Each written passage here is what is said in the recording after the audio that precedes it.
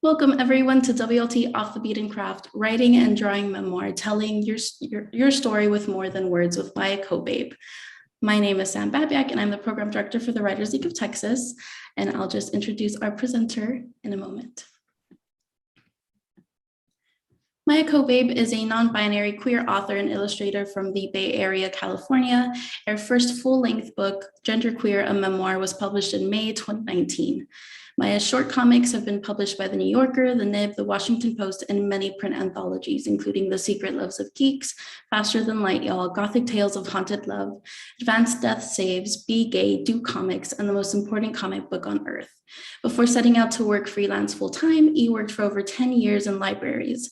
Her work is heavily influenced by fairy tales, homesickness, and the search for identity. Thank you, Maia, for being here. Thank you so much for having me. I am very excited. As people who came in early and caught our sort of opening chit chat know, I absolutely love memoir. It has become one of my very favorite genres, and it is the genre that I now publish in the most, even though early as a teenage writer, I definitely thought, oh, my first book will be a fantasy prose novel for teenagers, because that's what I was reading as a teenager. But now as an adult, I still love fantasy, but I write mostly memoir. So I'm going to share my screen. I'm going to read you a short memoir piece, and then I'm going to talk about the process of writing my book, and then I'm going to talk specifically about how I go about writing a short comic piece based on memory or real experiences, and then after that we will have time for some Q&A. So let me go into my screen share. Okay, so hopefully everyone can see the cover of my book here. This is Genderqueer. It did come out in May of 2019, so almost 3 years ago now. And let me minimize this and then scoot into this. So this short story that I'm going to read to you is called The List. It is the first ever memoir comic that I wrote in 2014. At the end of my freshman year of high school, I decided to keep a list of all of the books I read over summer break. The list included the very short stack of books I read for school, and the much larger pile that I read just for myself. The list also contained a heap of comic books and manga.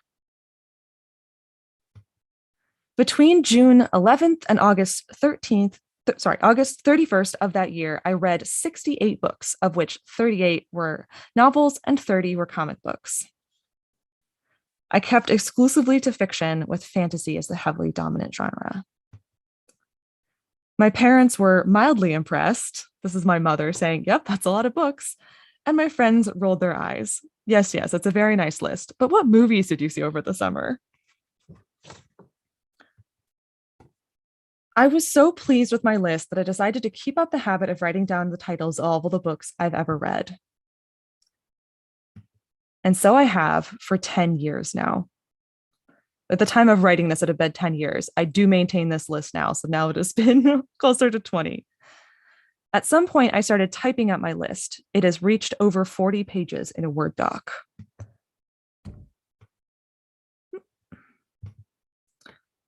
If I printed it out and taped it end to end, the list would stretch 28 feet. I have read more than 5 times my own height in titles.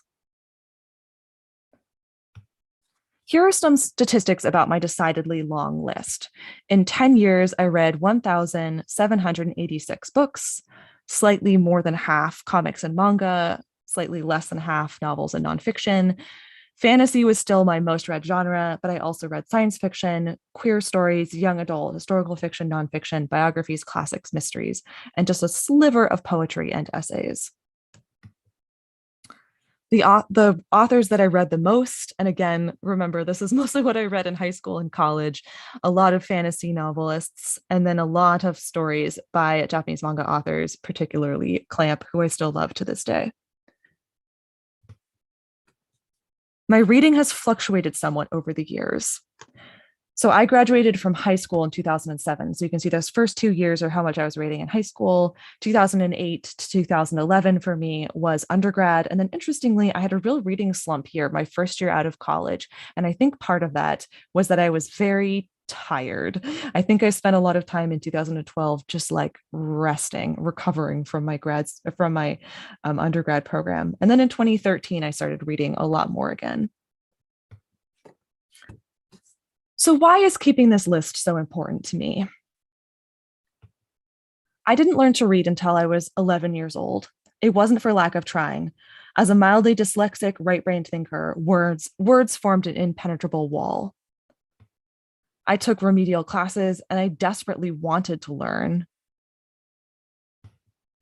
It wasn't until the summer after my 5th grade that something finally clicked. My mom was reading the 3rd Harry Potter book out loud to me and my sibling, 1 chapter a night. That was simply not fast enough. One night, I snuck the book and a flashlight into my bed. I vowed not to sleep until I figured out what happened next. By morning, something magical had happened. I had become a reader. When I started keeping my book list in 2004, I'd only really been reading for 4 years. Looking over the list now, I'm reminded that something that once seemed impossible is now as easy as breathing. On June 12th, I added a few more titles to the list, the beginning of my next 10 years of reading. The end. So that was the first memoir comic I ever wrote. And at the time of writing it, I thought, this is probably the only one I'll ever do, which is very funny to me now in retrospect. And after I graduated from undergrad, I spent a couple of years trying to find jobs and trying to figure out what I wanted to do. And eventually I decided that I did want to pursue comics seriously as a career. If you've already read my book, you know that I grew up in the Bay Area in California to very loving, accepting parents who really supported me being whatever I wanted to be. And that included both identity and gender and sexuality, but also pursuing a career in the arts. And so when I decided to head off to San Francisco for an MFA in comics, they said, this, we trust you, we believe in you. If this is your dream, you should pursue it. When I was in high school, I was already sort of questioning both my gender and my sexuality pretty early. But one thing that was fantastic was that my high school had a gay straight alliance, and I did feel comfortable joining that as a freshman in high school and eventually coming out as bi to my mom and to most of my sort of friend group by the time I had graduated from high school. However, at that same time, I was still deeply questioning my gender, but that I felt much less comfortable talking about. And I really think a huge part of that is both because I wasn't seeing as much representation of trans or non-binary people in my day-to-day life. And I also wasn't seeing as much representation of it in the media that I was consuming. So in high school, by the time I'd graduated, I had already met out by gay and lesbian people, but I didn't meet an out trans or non-binary person until I was in grad school. And I was constantly searching for that kind of narrative in fiction and finding very, very little of it. Again, remember, this was the early 2000s where there's even sort of less queer rep than there is now. And what I was finding was often in comic books, specifically in manga. And looking back, many of the stories that I found were not really the best representation, but I still really seized onto them because it was what I had. In undergrad, I started working on this comic series called The Thief's Tale, which was a medieval fantasy adventure story. I took this comic really seriously. I drew this comic for over 5 years. I drew over 100 pages of it. I was posting it online as a web comic, but it really didn't gain very much readership. This is what I applied to grad school with as my thesis project, and I did work on it there. And I learned a lot while working on this comic. I learned a lot about panel structure and pacing and art materials, and kind of how to maintain my own deadlines, take up my own project really seriously. But I do think that I made a lot of really beginner writer mistakes in this story. And I think that there was sort of a little bit of a shallowness of the story, because in this story, I did not talk about the major things that I was thinking about, which was gender and sexuality. Those topics really did not appear in the story at all. And I think people could kind of tell. Another thing that was really impactful when I started grad school was a class, my first ever class in memoir writing, which I took from the author Mari Naomi, who writes both memoir and fiction. And Mari challenged us with this writing exercise, which comes from Linda Berry's book. It's called Syllabus, and it's a collection of sort of writing, drawing prompts, and sort of lesson plans around comic drawing. I really recommend it. Anyway, one of the lessons from that book is to write about something you consider one of your deepens, basically one of your deepest, darkest fears or secrets. And I was challenged to write about this in that class, and I found this a real struggle. I remember writing down a list of like potential topics that I might explore in this assignment, and realizing all of these are about gender. And I feel really uncomfortable sharing that. You know, I'm at a new school, I'm in a new class. I was with 10 classmates that I'd met literally days before. And I was like, I don't feel comfortable sharing that information with these like fellow students. This is a picture of that comic that I wrote in that class. And as you can see, I had to pull off the piece of paper that I had taped over in my sketchbook. I still don't think this comic is very good. I think you can tell I didn't put very much effort into drawing it. It's quite sloppy. And also, in addition to that, when I read it, I can just really see how uncomfortable I am. There's a kind of sardonic, self-deprecating tone to the narrative, which to me shows this is a topic I was not ready to engage with at that time.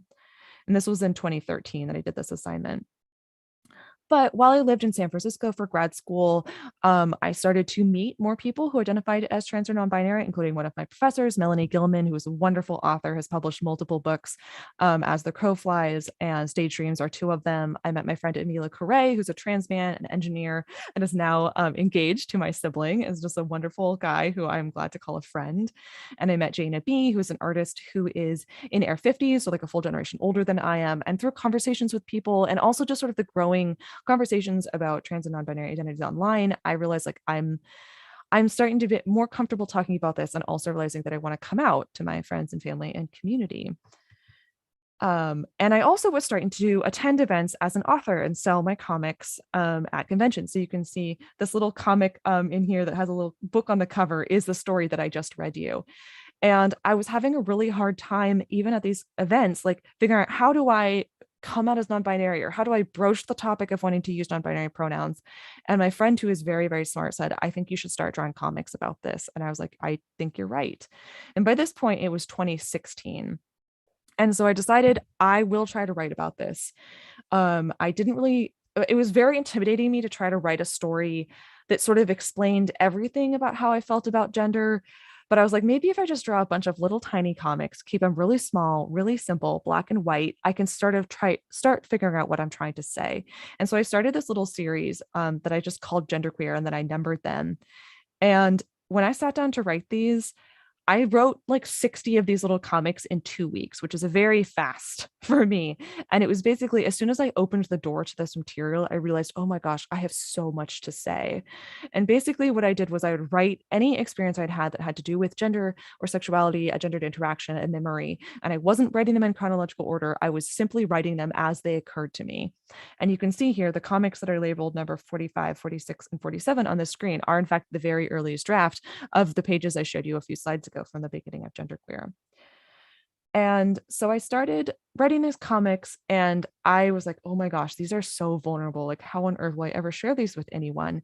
But I shared them first with just my sibling, and then with my best friend, and then a few friends from grad school. And at every turn, every sort of level that I shared them at, people would respond to them so positively and give me a lot of encouragement and support. And that would give me courage to share them a little bit more widely, until I was in fact self-publishing them and actually selling them at conventions and giving them to people in these little tiny sort of zine formats. And as soon as I started sharing these comics, I started posting them on Instagram, and I started sharing them in person. People responded to them so much more strongly than they had ever responded to my fictional fantasy comics. People started saying things to me like, these comics make me feel less alone. These comments have given me like words to describe feelings that I've had that I've never had words for. I didn't even know that anyone else in the world felt this way. Like really, really powerful responses. And after about a year of drawing these, and when I had about 100, maybe 150 strips, I realized I think maybe there's a book in this. And then here is one of the benefits of going to grad school. One of my classmates from CCA was able to connect with an agent at a publisher earlier than I was. And he said, I think my agent, Andrea Colvin, would really like your work. Can I send it to her? And I said, yes, please, absolutely. So Andrea Colvin is the blonde woman who's sitting next to me in this photograph. And my friend Sam shared my comics with her, and she responded really positively right away and said, I would like to mentor you, and I will help you pitch this book to the publisher. And she really supported me all the way through the pitching process, which was really good because I didn't have an agent at that time. In retrospect, I really do wish I had had an agent while I was pitching, but that's just sort of not how this one worked out. I ended up pitching this one directly, just as an author, to the publisher.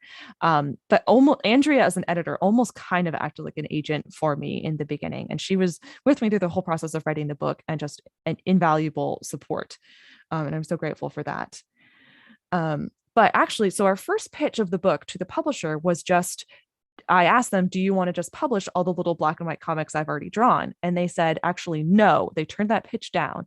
They said, but would you be interested in adapting these little tiny black and white comics into more full-size comic book pages and fleshing it out from a series of little strips into a more cohesive narrative? And I said yes, partly because that was the only book offer I had received up to that point, and I was very keen.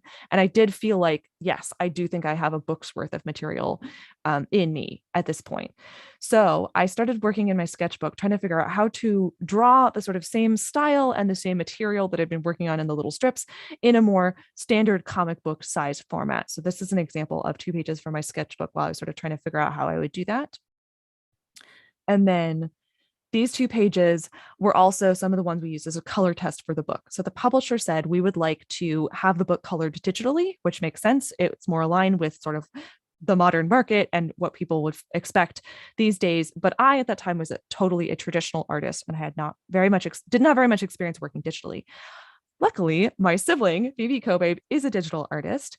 And I said, would it be all right if I worked with my sibling on this book? And the publisher said, well, submit some test pages and we'll see. And this was an early color test that Phoebe did from those pages from my sketchbook. And you can see initially we were thinking we'd use a really limited color palette. Here are what those 2 pages ended up looking like in the finished book. So at this stage, what I did was I had scanned the pages from my sketchbook. I had re-inked them digitally to clean up the line art and get the lettering much neater and tidier. And Phoebe had laid in the digital colors. And you can see we did expand the color palette out. Instead of just using 2 or 3 colors, we went to like 5 or 6 colors, but still keeping it somewhat limited. And I'm very, very happy with how these pages turned out. So I wanted to show this to you. Here's an example of how I adapted 2 of the little sets of black and white comic strips into one finished comic page. And it's interesting, when I was initially drawing the black and white version, it hadn't occurred to me that it would look good in color, or that maybe adding color would really like bring it to life. But now when I look at the color version, that's almost impossible for me to imagine like if I could like publishing the older version. I'm so glad that the publisher did push me to redraw the pages and add the color. Even though it seemed like a ton of work at the time, I really do think it was worth it. And here is an example of how one of the black and white strips got expanded out into one of the more full-sized pages. And so this is, many people tell me this is their favorite book, their favorite page in the whole book. And it is also one of my favorites. So I'm going to give you just a moment to look at this one.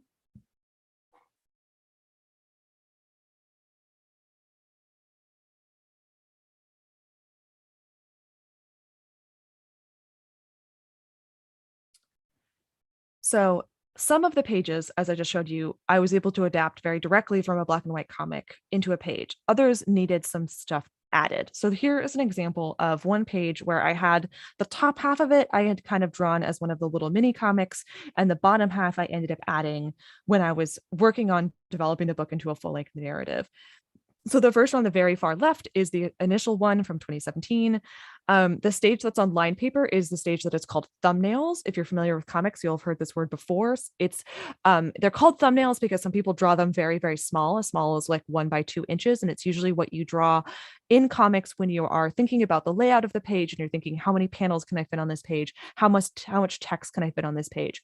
I personally like thumbnailing very large, so I thumbnail at the same size that the book will be printed. So I do my thumbnails in just lined composition notebooks. And that is the stage where I'm figuring out sort of the beats of the story, the pacing of the story. The next step, the step that's in the middle, is the pencil step. And that I'm still drawing by hand on paper because I find I think better on paper. And probably what you can see is I cut a lot of the words from the thumbnail stage to the pencil stage. And this is something that is almost always happens with me when I'm writing comic scripts, is I am too wordy in the beginning and I have to edit down as I continue to draw. And this is, I think, one of the key things that when you're new to comics, you have to learn about is like how to self-edit, how to pare down, because in general, a good comic is one with as few words as possible to still be able to communicate the story. The stage that's second from the right is the inks stage. So at this stage, I have scanned my pencils. I'm inking over them digitally. I'm using a Wacom tablet with a pen and Photoshop. And then the stage on the far right is Phoebe's digital colors of this page. However, though I had a lot of those little black and white comics to work from, there was also a lot of material that I had never drawn a little black and white comic about, and I had to write fresh, and especially scenes from my earlier childhood. So here's an example of a page that never had a black and white comic that I wrote sort of fresh for the book. Far left is my thumbnail page. Again, it's drawn on Mead Composition Notebook, and you can see in the thumbnail stage, I thought I needed 2 panels per tier.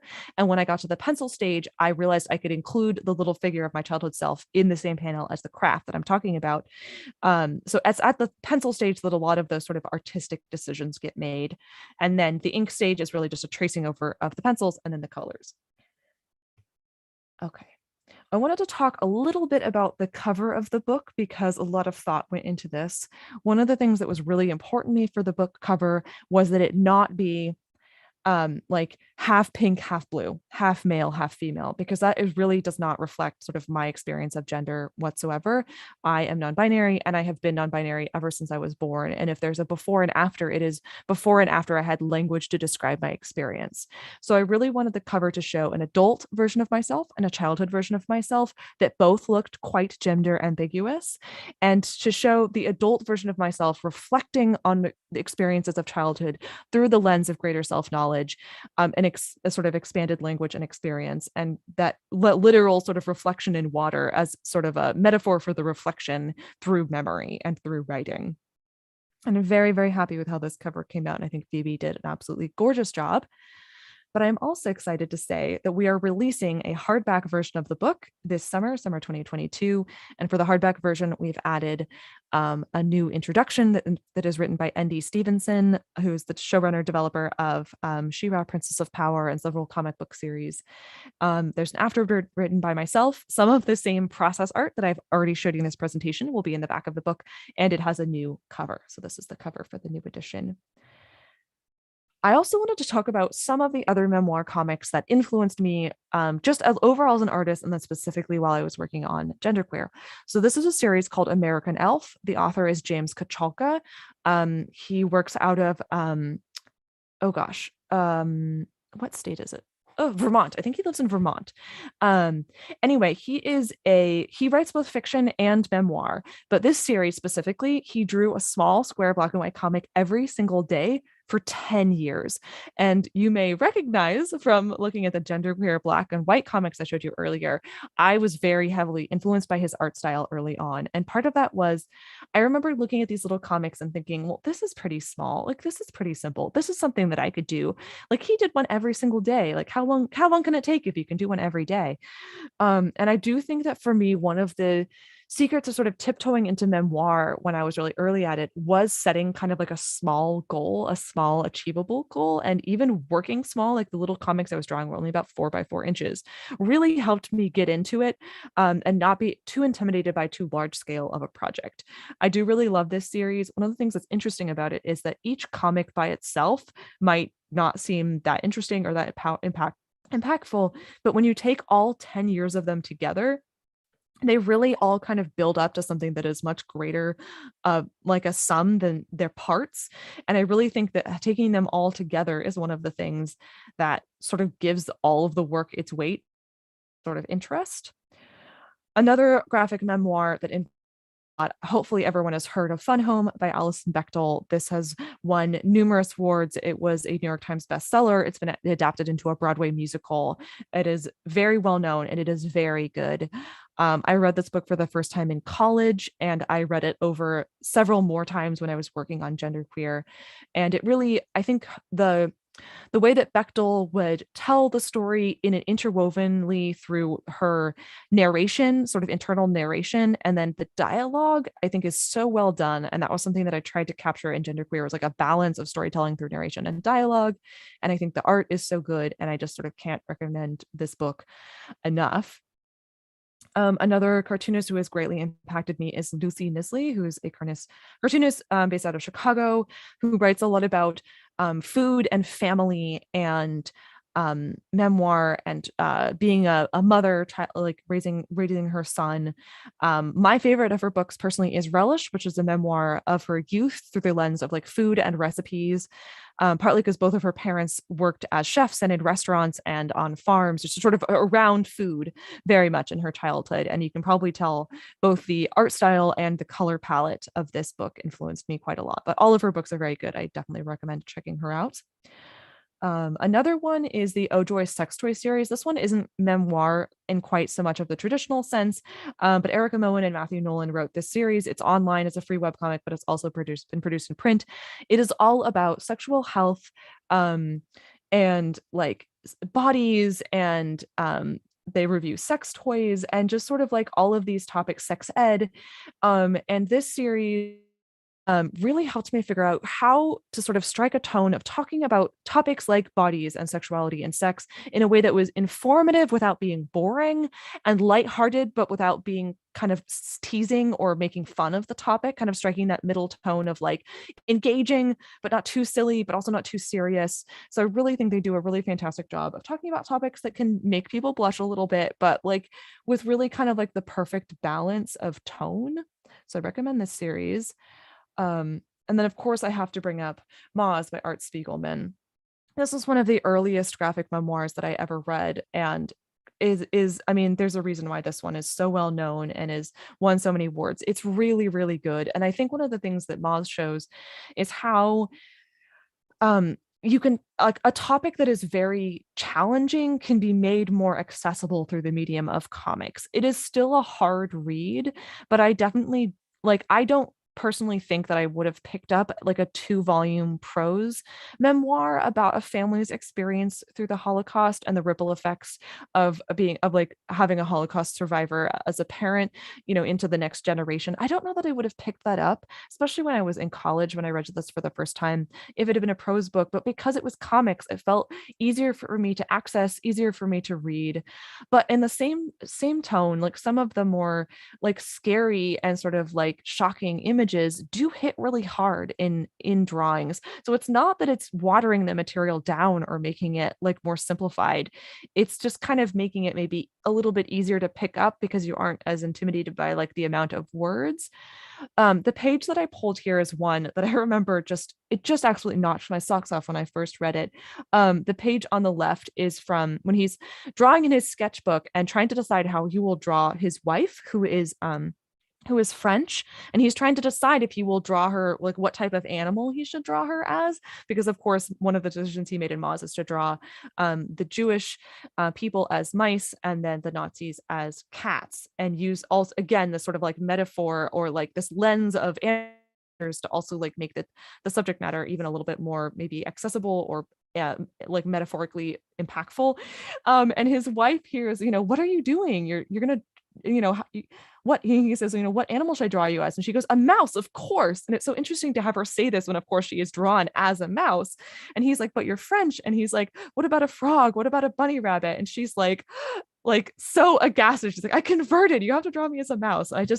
This sort of like meta level of within the text of the book talking about the process of writing and designing the book was something that was really unfamiliar to me at the time when I first read this. And this has never left me. I mean, it's one of many scenes from this book that has never left me, but it's one I wanted to bring up in this context of writing and character design choice. So these are several other comic book memoirs that I also love, most of which came out after or around the same time as Genderqueer. So they didn't specifically impact me while I was writing my book, but I think they are all very, very good. And I love all of them so much, and I would recommend all of them. So some of these, Hey Kiddo and They Called Us Enemy, and Almost American Girl are all written for a YA audience in mind, but I still really love them as an adult. The others were, I guess, written for adults. I guess I should talk about these a little bit because maybe everyone isn't fully familiar. The March series is a memoir about the late Congressman John Lewis and his activism during the civil rights era all the way up until the present day. The Best We Could Do by T. Bui, who was one of actually my thesis advisors at CCA, is about her family fleeing the Vietnam War and coming to the US as immigrants. Fetch is a story about a queer woman adopting a dog and how much influence this dog had on her life and her understanding of herself, boundaries, friendships, relationships, vegetarianism, like ethics, and all of that. Hey Kiddo is about the author's experience with addiction in his family and losing his mother to addiction. They Called Us Enemy by George Takei is about the Japanese internment camps and how he and his family were placed in a Japanese internment camp when he was quite a young child. Dragon Hoops is about a basketball team at an Oakland high school that ends up having a sort of amazing season. And there's just all of these stories about all of the different students who are on the basketball team and how being in basketball is impacting their lives and their athletic careers and their self-confidence and all of that. Almost American Girl by Robin Haw is about her experience coming to the US as an immigrant from Korea in her high school years. And Dancing at the Pity Party is about the author Tyler Fader losing her mother to cancer when both she and her mother she was in college and her mother was, fairly young when she passed. And it is probably the best book about grief that I have ever read. And it made me both laugh and cry profusely. Okay, so this is the last phase of my presentation here. I wanted to talk about the specific steps I take when writing a short memoir comic. I will get into this now. And if you're going to take notes on any part of my presentation, I guess maybe this is the part that might be the most interesting or useful to take notes on. So the first step really is that I have a thought which just keeps repeating in my head. I know some people who are poets, for them, this is this first seed of a poem, but just having this line or this thought that you just sort of cannot get out of your head. So the example here I have is, this is the third time in 4 years that I've hosted a friend evacuated from wildfires. And this is a real thought that I had in the fall of 2020. And during the experience where I was hosting the third friend, some of you may know California has experienced many devastating wildfires. So it's something that's impacted my life quite a bit over the past couple of years. Sometimes I can just say this thought out loud to a friend and they can react to it. And then that kind of like gets the thought out. And then I no longer am sort of thinking about it and it's not sort of repeating and repeating for me. So sometimes I just sort of like have this thought and I say it to someone and that's the end of it. But other times I say that thought to someone, and even after saying it in conversation, it is still completely looping in my head. And that is usually what causes me to sit down and decide, you know what, I'm going to try to write a short comic about this because I just sort of can't get over what this is. And I want to explore it a little bit. So these are 2 pages from my notebook of sitting down to try to write about the experience of 3 times hosting friends who had been evacuated. So at the top of the left page, you can see here is that intro line that was repeating in my head. For the 3rd time in 4 years, I'm hosting a friend forced to evacuate due to California wildfires. And then I start trying to figure out what's going to happen next. You can see I wrote something, I scratched it out. My thumbnails are very loose at this point. You can see there's 3 panels here, but they're pretty loose. And I'm writing underneath it just what the text is going to be. Being woken at 5 a.m. by a panicked neighbor. The sun rising red and sickly through heavy smoke, frantically calling and texting everyone I know, obsessively checking Facebook for local updates. My friend G lives 2.7 miles away. His house lost power and mine did not. There's a panel of me calling my friend sleeping on the couch. I have the text sort of laid in, but the panels, some of them don't even have any art in them. Here's the next section, tons of things being crossed out. My friend A's parents were out of town when the fire started. She arrived at my house smelling of smoke, the worst drawing of a car, to the entire back of her car full of paintings. She collapsed into bed and slept for 6 hours. She'd been afraid to sleep alone in case she missed the evacuation order. So you can see I'm just sort of like, part of this is almost just like journaling. It's like writing what the memories felt like, trying to use like evocative language that expresses kind of like the emotion, but also the like visuals and sort of experience of these memories, but also trying not to write anything that I can like draw too much. So like, just trying to figure out what the balance is, like which part of the story I'm going to tell in text, which parts of the story I'm going to tell in images, which is of course one of the hugest decisions when making comics. So here you can see I wrote these are the first 2 pages that I wrote. And then after I looked at them, I realized I wanted to change the order of things. So the intro line stayed at the top, but this section about my friend G ended up moving to being sort of the second tier of panels. And then what had been the second tier of panels became the third tier of panels, and what had been the fourth tier sort of did become the fourth, but after everything else shuffled around. So this almost always happens. I often do not end up writing the scenes in the correct order in my first draft, and I do have to move things around. Sometimes it's really useful for me to write the scenes out on index cards and actually play with them like on a table and move things around to see if it flows better if I put them in a different order. Sometimes I don't have to actually index card it. I can just kind of look at it in my notebook and be like, okay, this needs to move around. So then here is a stage of starting to find reference photos. So even though I have 2 art degrees and I'm pretty good at drawing, I still always do better when I have a photo of what I'm going to draw. So here's a picture of my cat that I took when the sunlight was really orange because of the smoke. And here's a picture of my paint set. And these are 2 things I know I want to include in here. Here was my penciling of the last sort of memory. My friend H is immunocompromised, so we've been putting off a visit since March. That's because this was during COVID. She's been in extreme isolation due to COVID until the fires forced her to evacuate. And then I realized I wrote that down here, but I realized, okay, this has to go at the top. We went to a K-pop concert together in January. We had tickets to see 2 more this summer. Of course, they were canceled. Instead, we watched music videos in bed with the windows closed and a fan running 24/7. Grimly, we joke that her house is a Schrodinger's house. Maybe it's standing, maybe it's gone. For a week, we make and eat comfort food while we wait for the smoke to clear. So this was kind of my first draft of this comic. Okay, so then I sat down and really seriously started finding reference photos. So this is me going online. I'm in Google image search. I wanted a picture of fires burning by the side of the road. I wanted a map of my hometown. I wanted a picture of a house being rebuilt. I wanted a picture of the specific kind of car my friend owns. I needed one of power lines and of a police car and of course of my cat. And then here I have pictures of the K-pop concert and the music video I wanted to reference, the art box. The other things that I don't have pictures here for are things that I felt like I could probably draw from my imagination. So the next stage then for me is penciling, inking, and colors. So here is 2 scans from my sketchbook before and after I did the watercolor washes. So you can see my pencils underneath on the left side. This is I had scanned, but I hadn't erased them yet. But here's that intro line. For the 3rd time in 4 years, I'm hosting a friend forced to evacuate from Northern California wildfires. And then here's the section I moved to be next. My friend G lives 5 miles away. His house lost power and mine did not. And then goes into the second section. This was in October 2017 when everything was terrifying and new, being woken at 5 a.m. by a panicked neighbor, the sun rising red and sickly, obsessively checking on all local friends. I cut out, and here's things like in my first draft, I'd said obsessively checking Facebook, just check on local friends. But I realized if I drew myself sitting at a computer, it already sort of included in the image the idea that I was checking social media. So I could cut out the reference to Facebook or social media from the text. So that's the kind of thing I try to tighten up when I'm going from my sort of written script to pencils is like, how many words can I cut? Basically, how few words can I use to tell this story? And then the colors I add in to try to just like emphasize the moods. So here is the second set of pages. This is the one about my friend driving to my house with her car full of paintings. There's a phrase in comics called duo specific.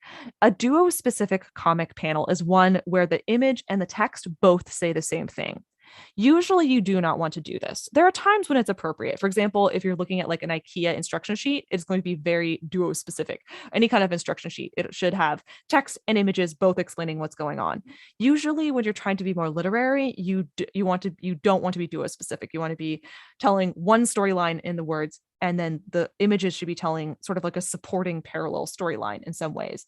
But this is one where I was a little bit duo specific on this page. I do, in fact, mention the car full of paintings and then draw the car full of paintings, mention her sleeping, and then draw her sleeping. So sometimes you need it. Here is the next set of pages. Now it is 2020 and I'm so used to waking up to ash falling from the sky. It doesn't freak me out anymore. Smoke turns the light orange and the shadows blue. A paint set left on a windowsill flecked with ash that got in through the screen. This page is also a little bit duo specific. Okay, so this page ended up changing quite a bit. As you can see in my thumbnail version, I initially was going to draw me pushing H in her wheelchair and then us going to the concert. I ended up switching that to just one single panel that showed the K-pop group on a stage. I just thought it was more interesting and more visually powerful to show sort of like the crowd of people in the stage and sort of like the contrast of sort of the isolation of COVID. So that's sort of a change that happened there. But the bottom panel, our two little heads watching a BTS music video in bed, that one did stay the same. So that's something that didn't end up changing. And then here's the last page. In my thumbnail version, I ended it on while we waited for the smoke to clear.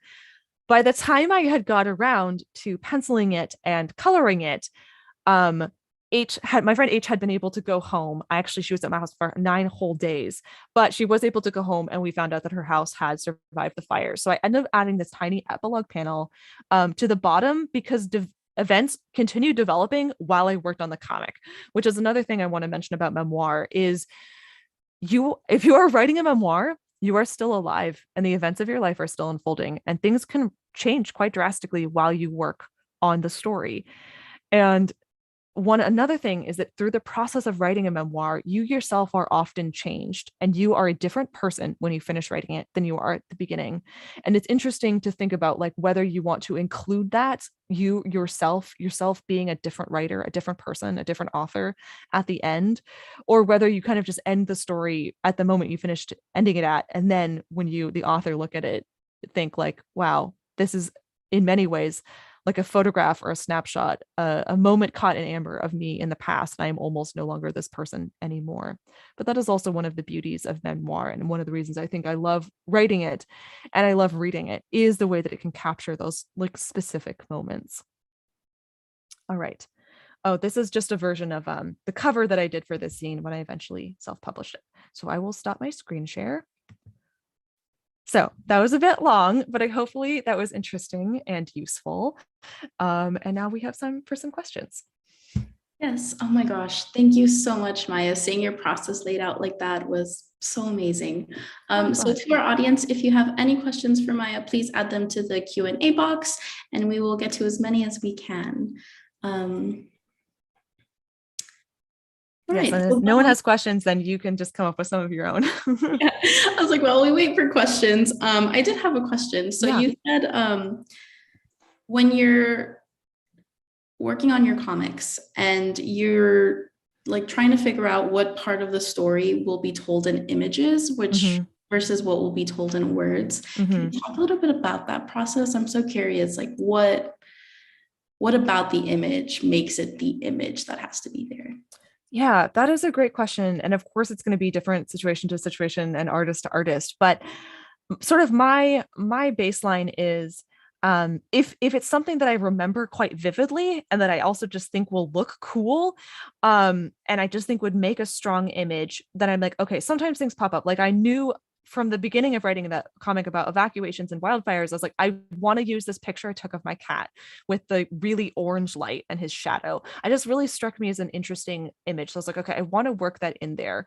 And I also was like, it's so, if you've been in a place with a lot of fires, the way the sun looks so red in the sky and the sky looks really gray, it's very eerie, and it's like something I had never seen before I had so much experience with wildfires. So I knew I wanted to include the image of like the red sun. So those are a couple of things that like immediately popped out to me. But there's other times where it's almost like you're writing the words and you're like, what could kind of go under these words that will like sort of support the point that I'm making here with my narration. So sometimes it's really, I think, obvious and the image really pops out to you.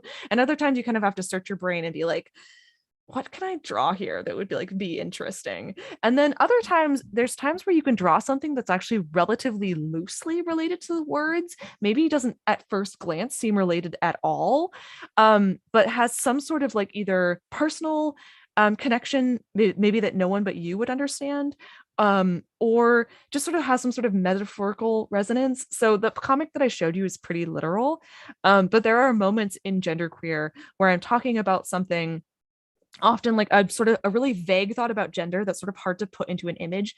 And there's one page where I for example, drew myself sitting inside a nautilus shell to sort of describe an experience of feeling a little bit trapped in a thought spiral. And another one where I was feeling really uncertain about myself, and I show myself sitting in half of a broken eggshell. And part of that was to show how I at the moment felt almost like breaking out of one part of my life and into another, but also kind of like I felt half formed, or I was like, I'm not a full grown bird. I'm just like a little chick in this eggshell, but I didn't want to like give myself wings and feathers to be so literal. But like, I don't know, there's just things that you can kind of come up with. And again, it can be very similar to poetry, just sort of weaving together the images that seem to be speaking to what the narration is saying. Yeah, I hope that is helpful. Absolutely. Thank you so much. Looks like we do have a question from Eileen. Do you prefer writing or drawing? Oh, I love them both so much. I love them both, which is why I make comics, because you get to do both together. But that was like one of the major questions of my teenage years. When I specifically when I was trying to decide what I should go to college for, I was like, should I be an art major or should I be an English major? Because I love them both so much. I ended up deciding to be an art major because I decided I would rather have my homework be drawing and do my writing on the side than have my homework be writing and do my drawing on the side. So that was kind of what like made my decision. But it does mean, because I got 2 art degrees, that my art skills, I think, actually developed faster than my writing skills. And that's part of what I was talking about in that early comic, The Thief's Tale. I think it's quite beautifully drawn, but the story was weak because I had taken more art classes than I had taken creative writing classes. And unfortunately, yeah, in that early story, one thing I didn't mention is that I actually showed it to an agent because I was interested in publishing it as a book. And the agent said, basically, this story is unmarketable. Like, this is unpublishable. You have made a lot of really basic mistakes, including things like making your 2 main characters look too similar. And the fact that I, in that early draft, had included almost no characters of color. It was like an almost entirely white cast because I was writing it when I was like 22. And I just wasn't a very thoughtful author yet. And just some real big plot holes. Like, I'd introduced a magic system that like didn't really make sense and didn't really help support the story. And I just made a lot of mistakes because I was young and I was a young writer. But I still think it's really valuable to have done that project because I don't know if I could have come to those realizations without having made those mistakes. You know what I mean? Right. Absolutely. You have to make mistakes to learn. You do. Yeah, so next question from Danielle. Sometimes I worry that in simplifying and keeping the prose short, it comes off juvenile, even though I mean it for adults. Do you struggle with that or have any advice? I mean, I do think it's something to consider, but I would say I've read so many fantastic memoirs by adult authors written for an adult audience that I think that fear for me has lifted. And I'm not concerned about that myself. And I also think that, like, because a text is short doesn't make it simple necessarily. I think a lot of the process of in comics writing of just like almost like boiling things down to their essence, their most essential, clearest, most concise form.